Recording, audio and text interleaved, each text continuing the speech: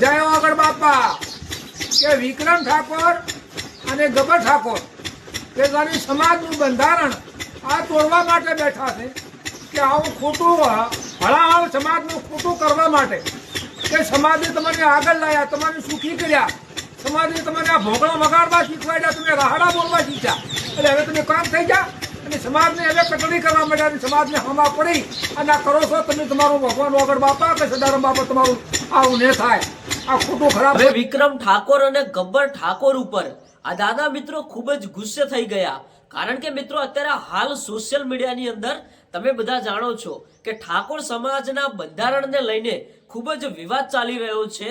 એ વિવાદ વચ્ચે મિત્રો અત્યારે હાલ ગબ્બર ઠાકોર, અર્જુન ઠાકોર અને જાબડિયા ગામના એમના કાકા આ ત્રણ પરિવારના લોકોને સમાજ બહાર કરવામાં આવ્યા છે.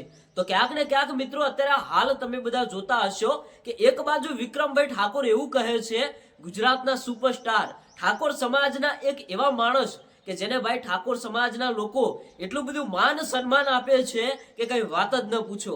હવે મિત્રો એ વિક્રમભાઈ ઠાકોર એવું કહે છે કે આપણા બાજુ તો કે ડીજે ચાલુ જ રહેશે, ડીજે બંધ નહીં થાય. કોને કીધું કે ડીજે બંધ થશે? પાટણ, બનાસકાંઠા, વાવ, થરાદમાં ઠાકોર સમાજના બંધારણમાં મિત્રો જે ડીજે ઉપર પ્રતિબંધ લગાવવામાં આવ્યો છે એને લઈને અત્યારે હાલ ક્યાંક ને ક્યાંક સોશિયલ મીડિયાની અંદર ખૂબ જ વિવાદ ચાલી રહ્યો છે. એ વિવાદ વચ્ચે મિત્રો આ દાદાનું એક નિવેદન સામે આવ્યું છે. આ દાદાએ જે વાત કરી છે એ વાત એકવાર તમે પૂરી સાંભળજો, તમે પણ વિચારમાં પડી જશો. ક્યાંક ને ક્યાંક જે વાત કરી છે એમની રીતે ક્યાંક ને ક્યાંક સાચી વાત કરી છે.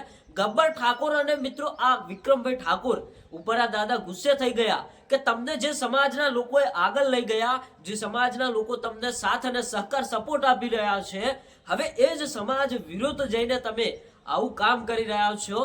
અને વિક્રમ ઠાકોરને પણ ચેલેન્જ આપી નાખી કે તમે આવડા મોટા સમાજ, આવડા મોટા ઠાકોર સમાજના એક એવા સારા કલાકાર, અને તમે ઠાકોર સમાજને એવું કહો છો અને તમારા ઇલાકામાં, તમારા એરિયામાં તમે એવી ચેલેન્જ આપો છો કે આપણા એરિયાની અંદર તો ડીજે ચાલુ જ રહેશે.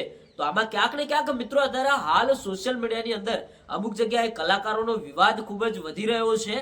તો આમાં ક્યાંક ને ક્યાંક ઘણા બધા આવા વિડીયો વાયરલ થઈ રહ્યા છે. તો સૌથી પહેલા તમે આ દાદાનો વિડીયો જુઓ, તમારી રાય કોમેન્ટની અંદર આપતા જજો કે તમે શું કહેવા માંગો છો, કે શું ખરેખર ઠાકોર સમાજની અંદર જે બંધારણ લાગુ કરવામાં આવ્યું છે એ ક્યાંક ને ક્યાંક સારું છે, સાચું છે?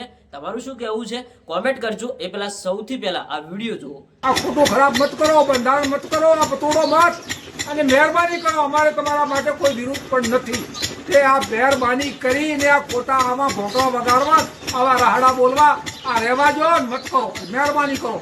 કોકનું સમાજનું છોકરું કોઈક આગળ આવતું છે તોય સુખી થાય છે અને મહેરબાની કરીને સમાજનું બંધારણ મત કરો.